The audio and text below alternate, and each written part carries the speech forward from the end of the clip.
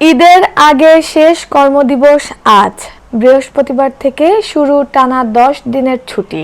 ঈদুল আজহার আগে সরকারি কর্মকর্তা কর্মচারীদের শেষ কর্মদিবস আজ 4 জুন।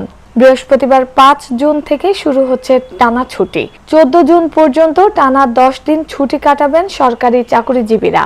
এর আগে গত 6 মে সচিবালয়ে উপদেষ্টা পরিষদের সভায় নির্বাহী আদেশে 11 ও 12 জুন বুধ ও বৃহস্পতিবার ছুটি দেওয়ার সিদ্ধান্ত হয়।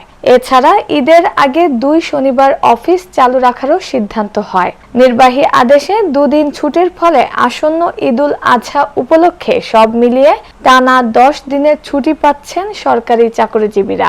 উপদেষ্টা পরিষদের সিদ্ধান্ত অনুযায়ী গত 7 মে ঈদুল আজহা উপলক্ষে আগামী 11 ও 12 জুন নির্বাহী আদেশে ছুটি ঘোষণা করে প্রজ্ঞাপন জারি করে জনপ্রশাসন মন্ত্রণালয়। একই সঙ্গে 17 ও 24 মে সাপ্তাহিক ছুটির দিনে অফিস খোলা থাকবে বলেও প্রজ্ঞাপনে জানানো হয়। সে অনুযায়ী 2 শনিবার অফিস খোলা ছিল।